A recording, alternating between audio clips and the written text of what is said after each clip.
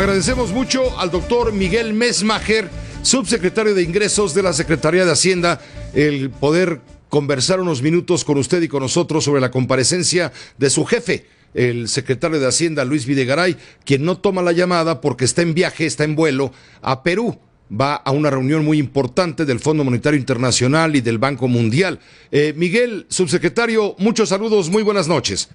Muy buenas noches, Pepe, siempre con mucho gusto estar contigo y con tu auditorio. Al contrario, te agradecemos mucho, pues estuvo fuerte la comparecencia hoy, cuando el secretario de Hacienda, Luis Videgaray, dice que el entorno económico es complejo, pero también con oportunidades. Sin embargo, esto no le gustó mucho a los senadores de oposición.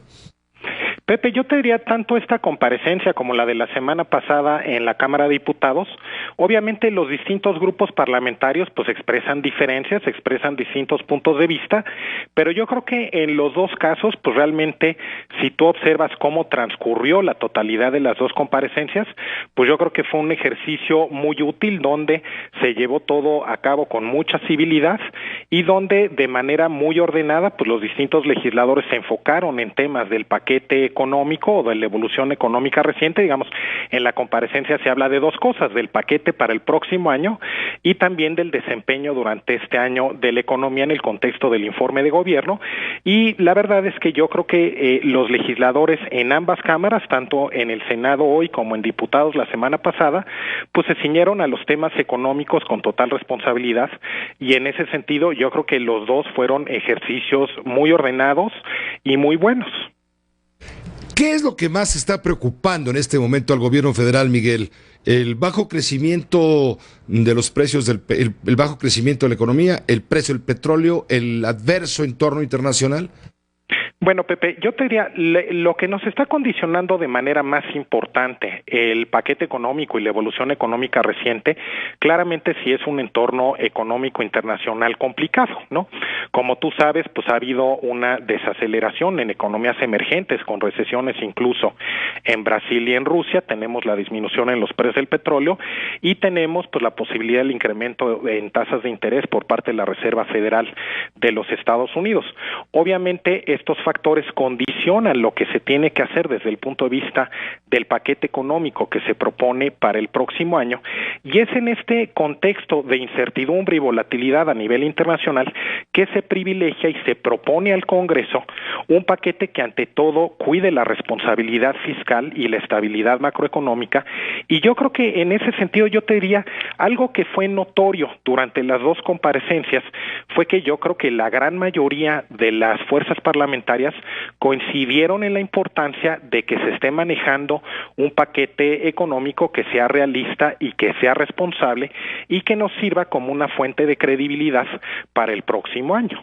Sí, pero de todas maneras el tema reforma fiscal pues es un tema que a nadie acomoda, que a nadie gusta y a todos disgusta, perdona la redundancia. No, y en eso tienes razón, y obviamente pues los distintos partidos expresan opiniones divergentes con respecto a la reforma hacendaria. Hubieron partidos que la aprobaron, partidos que estuvieron en contra, pero donde yo creo que, digamos, en general hay cierto reconocimiento de que pues claramente el fortalecimiento de los ingresos tributarios que se dio como resultado de la reforma hacendaria cumplió claramente uno de sus objetivos, que era el permitir diversificar los ingresos del gobierno hacia ingresos tributarios que son más estables y con una menor dependencia de los ingresos petroleros, lo cual se dio de una manera muy afortunada en un contexto donde observamos que los precios del petróleo cayeron de niveles cercanos de $100 por barril hacia pues niveles, hoy la mezcla por ejemplo está cerrando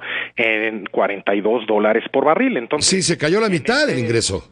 Se cayó más de la mitad los niveles de precios. Entonces, en ese contexto claramente fue muy oportuno y digamos, sí reconocemos que la sociedad mexicana está haciendo un esfuerzo muy importante frente a los ajustes que vinieron en la reforma hacendaria, pero gracias a ese esfuerzo es que se lograron apuntalar los ingresos tributarios, y eso es lo que, por ejemplo, nos está permitiendo el que hoy en día no se cuestione la calificación crediticia de México, los los mercados se mantengan con cierta estabilidad, sigamos teniendo tasas de interés baja, inflación baja, a diferencia de lo que estamos observando, por ejemplo, en otros países del hemisferio de América Latina, donde claramente pues tú has visto que han empezado revisiones de calificaciones a la baja, aceleraciones de inflación, etcétera.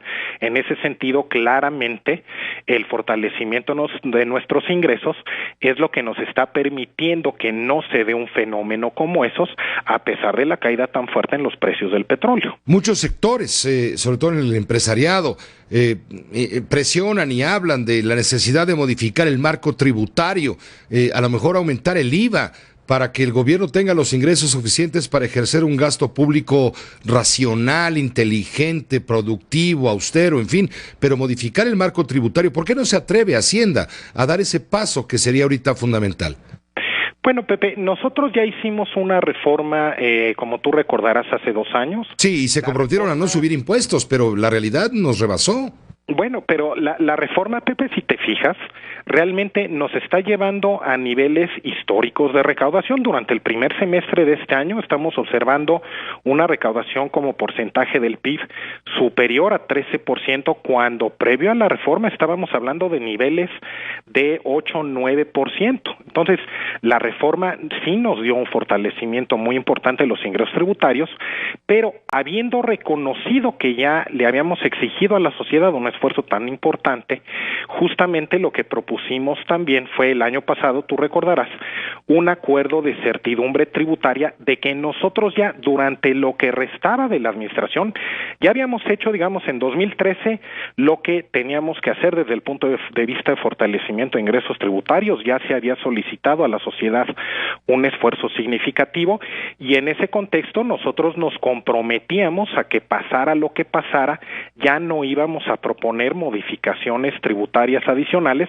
para darle certidumbre a las empresas y a los hogares de que no íbamos a estar ya cambiándoles el marco tributario. A menos que hubiera una catástrofe, y ya la hubo. Pero si tú te fijas, la reforma hacendaria lo que nos permitió fue compensar la caída en los ingresos petroleros, y donde, un poco manteniendo este compromiso, lo que entonces hacemos nosotros es decir, bueno, también nos toca a nosotros hacer un esfuerzo y ajustar el gasto. Ya no vamos a estar incrementando más los impuestos. La recaudación tributaria nos está compensando una parte de la caída en los ingresos petroleros, no todo. Para lo que nos falta, pues nos toca a nosotros como gobierno federal apretarnos el cinturón por el lado del gasto. El público, la audiencia de Grupo Fórmula, te agradece mucho, Miguel Mesmacher, subsecretario, que nos hayas explicado con claridad todo el contenido esencial, fundamental de esta comparecencia polémica, por cierto. Siempre con muchísimo gusto, Pepe. Muy buenas noches para ti y para todo el auditorio. Igualmente para ti, gracias. Buenas noches a Miguel Mesmacher, subsecretario de Ingresos de la Secretaría de Hacienda. Regresamos.